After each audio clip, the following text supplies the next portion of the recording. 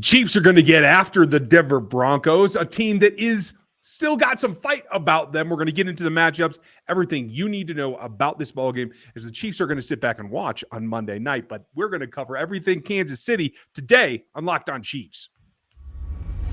From the land of the free and the home of the Chiefs, this is the Locked On Chiefs podcast.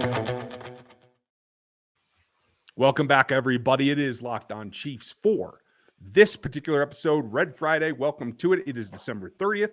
We have a Broncos game that's coming, a lot of ins and outs of that. And yes, there is the playoff seed that is still on the line.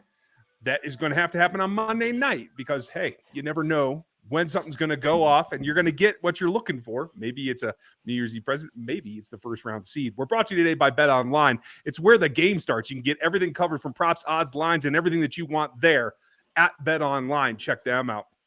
Thanks for making us your first listen. We are part of the Locked On Podcast Network, your team every day. And another Locked On show is probably the future. We suggest, at least I will, the Locked On NFL Draft Show. We did our first major full-round mock, and I got to pick all the odd numbers, plus Kansas City in that. You can hear that split here on Friday and next Monday as well. Lot to cover here. I'm Ryan Tracy, founder of Rogue Analytics, NFL 33, and RGR Football. And I'm Chris Clark. Thank you for listening. And it is Red Friday. I'm looking forward to this game. There's a lot to talk about when we get into this game, and I want to get your opinion on it in just a second.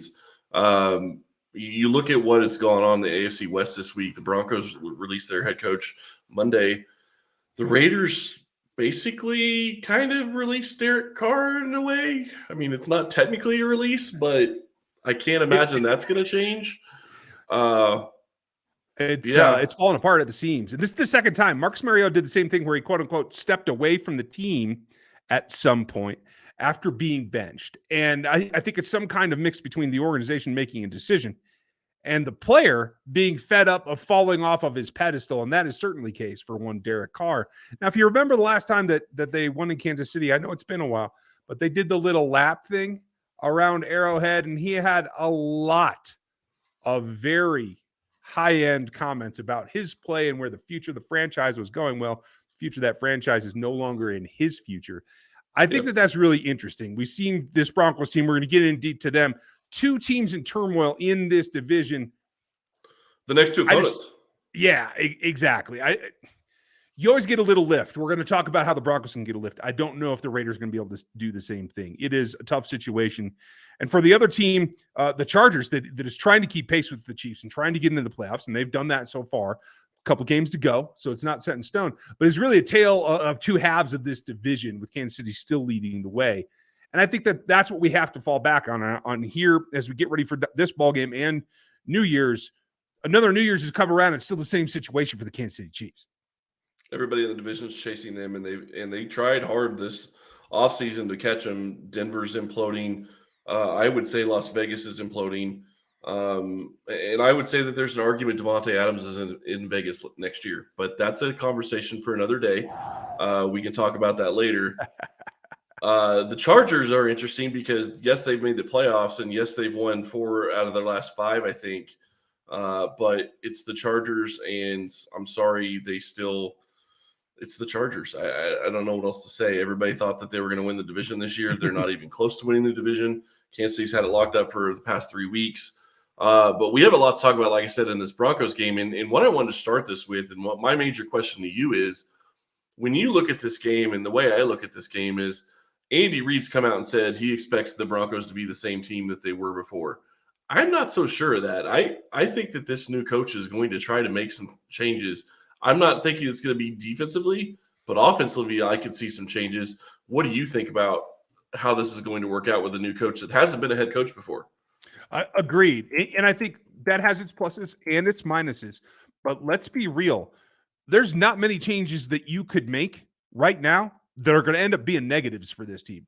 They are rock bottom. And I think new blood, new coach always kind of gives you a little bit of lift, a little bit of fire, a little bit of challenge, if nothing else, to your manhood, if you are a player on that roster. They have quite a bit that I feel is kind of out the window. But let's focus on one thing, and we're going to get to matchups in the next segment, as well as keys and what we think is going to happen in the last segment of the show for our predictions. But this comes down to a man that they offered. He was the second offering to be their interim head coach. Their first choice, the defensive coordinator, declined that opportunity. That is really rare. And I think that does two things. One, it sets the defense up to maintain what it's been doing. Now, it's been faltering the last couple of weeks, but overall, it's still been a very good unit this year overall. So I think you're going to get a defensive effort from the Denver Broncos. It also is, I have to look up the actual changes, but the Broncos, when this new coach took over, and I think it is Rosgrove, how we pronounce his name. I am trying to make sure that I get that right. Yep, I think so. He made two changes on the staff as well, one around the offensive line and one around the running game. So what does that tell you in terms of what they feel is important to help Russell Wilson?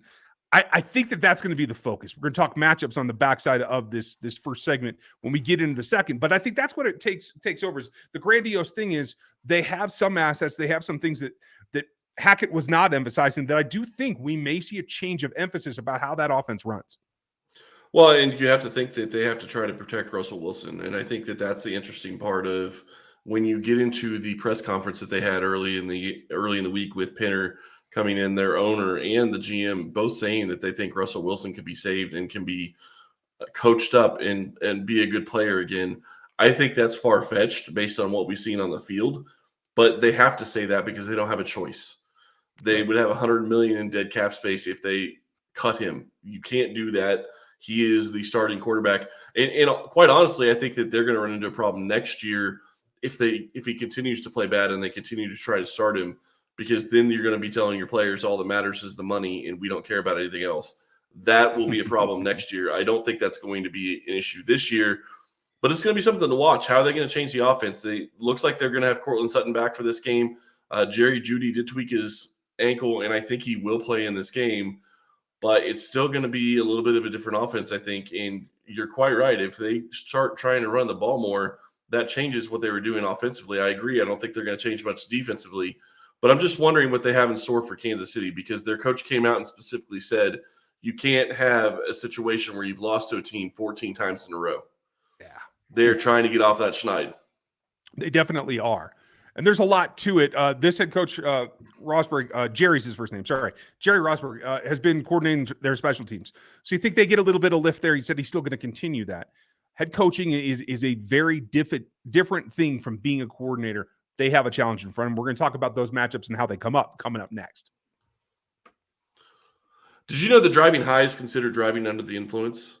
That's right. Driving under the influence of marijuana is against the law in every state, even in states where marijuana is legal. That means driving high could get you a DUI. And if you think law enforcement officers can't tell when you're high, you're wrong. Your friends can tell, your coworkers can tell, even your parents can tell. Everybody can tell. So what makes you think that law enforcement officers don't know when you're driving high? Driving under the influence of marijuana can slow your response time and change how you perceive time and speed. So even if you think you're fine to drive when you're high, you're not. Because the bottom line is, if you feel different, you drive different. And driving high is driving under the influence. So remember, drive high, get a DUI, paid for by NHTSA. Driving high, playing high, there may be some pain and suffering that has to be quelled with this Broncos team. There is a lot to go over in terms of who's practicing and who isn't this week. That's where we start, because if we think back, she's had this team 27-3 on the ropes last time they played, and one player in particular stood out in their comeback, and that was Jerry Jeudy. Jerry did have an ankle injury last week, but has been light practice so far this week. As we sit now, we have had Thursday's report, and it was limited yet again. So I think that, combined with Cortland Sutton being out there, Dalton Reisner did get back to full practice today, but both of their main weapons, their best two weapons in the passing game that you would hope they try to rekindle and do something new with, are hurting and not full participants in practice. I think that limits what this Broncos offense can do first game out with this new coaching staff. Yeah, it definitely could limit what they could do against the Chiefs. I will say this, though. I fully expect that they're going to have both of those guys ready to go, and I think that they're both going to play. Jerry Jeudy did miss practice a little bit on Monday. He actually left practice and came back, so that's something to watch. The ankle definitely is an issue. I'm curious to see what Cortland Sutton and Jerry Jeudy do against this defense, because this is, and I know this is a little bit of a high praise, but this is the closest I think you're going to get to a Cincinnati-esque type offense with those two types of targets. I don't think they're not on the same level as Jamar Chase and T. Higgins. I'll grant you that, but they're the closest you're going to get anywhere in this division. So yeah. It's going to be I think with the duo in LA, that's probably the next best one here. Those two guys have been underutilized with Russ Wilson. So if you are coming in, you're this coach is just taking over and you've made a couple of changes. What are you trying to do? You're trying to jumpstart Russell Wilson and do different things with the talent you have. And that certainly fits. Now, they have been able to run the ball a bit. Latavius Murray has joined the roster. I think he's been, honestly, the guy that bumped Melvin Gordon off the roster due to his fumbling issues, who's now on the Chiefs practice squad.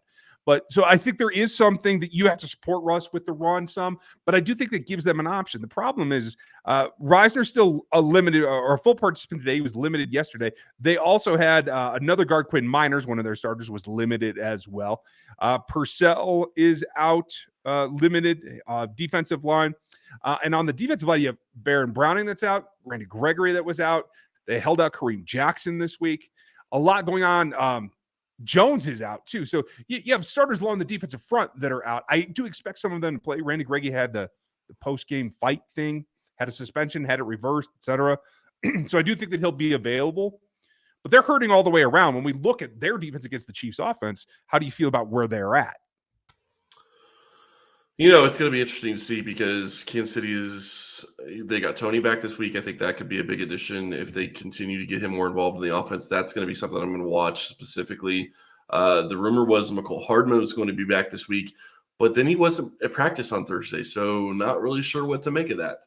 Hopefully it's just something came up and he wasn't able to make it to practice, but that's not a good sign for him being available this week. Yeah, I don't know. And the bigger problem with McCole Hardman is I think you're getting close to the 21-day window being an issue very soon. So that's going to be something that you have to watch.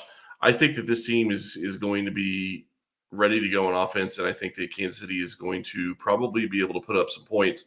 The question is can they continue to do that in the second half, or are they going to struggle like they did the last time against Denver when they got up 27-3 and then ended up winning just barely? That's the big question because all the injuries the Chiefs have, Mike Burton, Noah Gray, they're all strange and things, but they're practicing. The only person not to practice on Thursday. In full.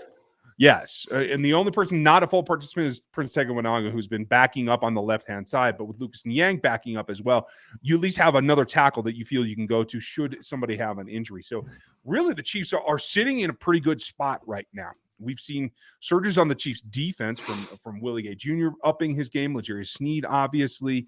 I hope that Sneed has a chip on his shoulder about the whole Pro Bowl thing. That it has a way to serve you down the stretch. That's what I'm hoping to see there as well. And in the end, especially if Quinn Miners is out, I think you have to look at the interior defensive line. Brandon Williams should get a few more snaps this week. You're going to see George Karlaftis go inside. Obviously, Chris Jones is there. I'm not sure about Danny Shelton this game. We're going to see how that rings itself out.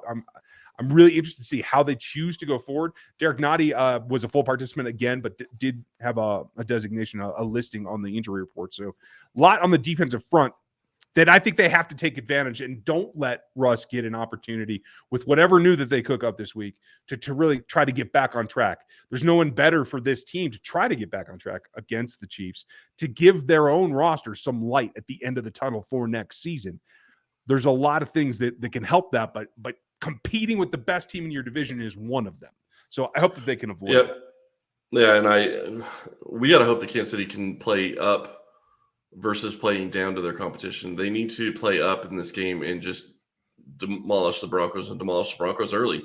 They were doing it in the first half, and then Mahomes came out and threw 3 picks. You can't do that. That's one of the things. That's actually the exact thing I talked about on the Locked On Now. The key for this game is he cannot turn the ball over. If he doesn't turn the ball over, I don't think this game is close. The turnovers are what got the Broncos back in that game. It changed momentum, and it changed their ability to compete in the game. And really quick, Prince is only out because he's sick, not really an injury. So I would expect that he's going to be able to play, although with what's been going around Kansas City, who knows? Right. Yeah, exactly. So you have to wonder about that. But I think they're going to be in okay shape regardless of whether or not he can go. I think that, they'll just have Kennard probably active for this game, and that will be okay. You look at, I don't think Danny Shelton plays this game because he was only in there because Saunders was out. So I think he's probably out again this week, going back to being out this week, because I don't see this being a heavy running game. Mm-hmm. Now, if I was Kansas City, I'd be saving Danny Shelton for week 18. Makes sense to me. Hey, why not? You're going up against Jarrett Stidham, and they're going to have to run the ball. Yes, they are. And Josh is going to want to make his point too. Yep. There's a future for him in Las Vegas. There's a future for him outside of Las Vegas. So there's going to be a point to be made there. We're going to deal with that next week. We're going to talk about specifically how this game should flow, what it's going to look like, and our predictions coming after this. But if you want to get in on some of that action, the best way to do it is from our friends over at BetOnline. It's your number one sports source for all of your info, stats, news, analysis. They even do their own podcast specifically to the information you need to get your money in the action. It's get all of that latest from everything around the league, whether it's this particular sport, could be college bowl season, could be basketball. Obviously, the World Cup wrapped up. There's still NHL on the line. I know NHL is kind of sleepy right now. Winter Classic's coming. Make sure you pay attention to that. And if you do want to get in all of that, it's the easiest and fastest way to get it all in one spot. Head to their website today. That's BetOnline, where the game starts. This game starts and ends, in my opinion, with the coaching staff, with the play call, and not allowing what happened last time to happen again. And that is on both sides of the ball, in my opinion. It's interesting you bring up the coaching staff. I agree with you completely. But one of the things that came out in the podcast and on the podcast with Travis Kelce and his brother, Jason Kelce, their podcast, Jason asked Travis specifically who's calling the plays. Travis said it's Andy Reid. I'm not going to say that that's an end-all be-all, but that pretty much tells you that he's been the one that's calling the plays. I don't think that helps me and me get a job after the season, but that's not what we're talking about right now. We are talking about how the offense has sputtered at times, and with Reid calling the plays, that's something he has to get figured out before you go into the playoffs, because this is going to be a defense that is going to be one of the better ones that they're going to face probably between now and the playoffs. Between now and the Super Bowl potentially. The Broncos still have a fantastic D. Mm-hmm. Although with all the injuries, it could be a different story. Well, injuries and motivation. What I've seen being here local in the market is that there are a number of players that aren't pushing themselves to return, that are hurting a little bit. No one's playing through injury this week. It does seem like a team that is deflated. Now, the change in the coaching staff may fuel that towards the end of the week as they get closer to having to face the Chiefs. Maybe they get some rise out of that. Right now, I don't see and hear a team, from what I'm hearing locally, that has a lot of fire. Chiefs need to take advantage of that. They must stay focused, and that means the staff has to have more of a complete ball game themselves in not calling relaxed defensive calls, in allowing the offense to continue to push down the field and not trying to take their foot off the gas. This is, I think, from the beginning, got to be a game where the staffs continue to be aggressive against a roster that may be depleted, may be unmotivated, but you got to make your point this week. And I really want to see Andy Reid show that he has a killer instinct, and he hasn't had it to this point in his career, so I don't expect to see it. But if there was a week to do it, it's this week. Kansas City needs to have a good victory going into next week, because they're going to be playing a Raiders team that, quite honestly, probably shouldn't even give them a game. I'm sorry, Jarrett Stidham is not going to be somebody that's going to be moving that roster very much, I don't think. Although we've seen Kansas City give life to the Broncos, so who knows? We'll see, I guess. Yeah, there's always that possibility. I think I went first last time. I think you should tell us what happens first. I'm still probably about the same place that I was this last game. On the crossover. I said, I think 27-21, and I still think I'm close to being there, and I'm close to being there because Kansas City allowed Denver's offense to hang around last game. Yes, it was turnover induced. I still think that the Chiefs are likely to turn the ball over. That's just who they are this year, unfortunately. So that could lead to a score. And the question is are the Broncos going to be able to do enough on offense to put up some points? I think that they can. They had their best point total of the season against the Chiefs just a couple of weeks ago with 28 points. So I hate saying it, but 27-21 is what I'm going with. I would love to see Kansas City go over 30 points or closer to 40 points even against this Broncos team, because I think they have the ability to do it. It's can they execute, and can the play calls come in at the right times, and can the offense execute at a high basis to be able to do that, to be able to put this Broncos team away early and make it not a close game. But until we see that Chiefs team do that, it's going to be hard for me to see and expect it. And I'd love to see Mahomes go over 300 yards. If he gets 300 yards, he goes over 5,000 for the season. Yeah. That's a big deal. Yeah. And I'm keenly aware of that. When we started our preseason predictions, I had him breaking 5,000, but not breaking 50 touchdowns. That's the way it's been so far, but he can break 40 as well. He's got a couple of ball games to do it. This one, I agree with you. I'd like to see them get closer to 40 points. I have faith that the defensive side of the Chiefs roster remembers what they allowed this slappy of a team to make them look like. There's another factor here. The Bengals and the Bills are playing on Monday night. They're going to watch this game. Every last guy on both of those rosters will be watching this game. There is no better time for the Kansas City Chiefs to come out and curb stomp somebody than right now, so that both those teams go into that matchup knowing we are still here. We can still come after you. We can get better. They have to show that. I think they do it. I think the defense settles down. I think the offense hits its stride. Maybe it ends up being more run than we thought originally, but I do see them making a statement towards both of those other rosters. It's 34-17 Chiefs in my book, and I hope that it's not even that close on the field. I would love for it not to be that close. I absolutely would love for it to not be that close. And the nice thing is weather should be a lot better this week than it was last week. That'll help as well. Yeah, that's a very good point. Lot coming for you this week, folks. We're going to have post-game as always. Matt Derrick will join us. We'll have all the insight. I hope that you're ready for it. It looks like it's going to be a lot of fun, so I hope the weather continues to get better as well.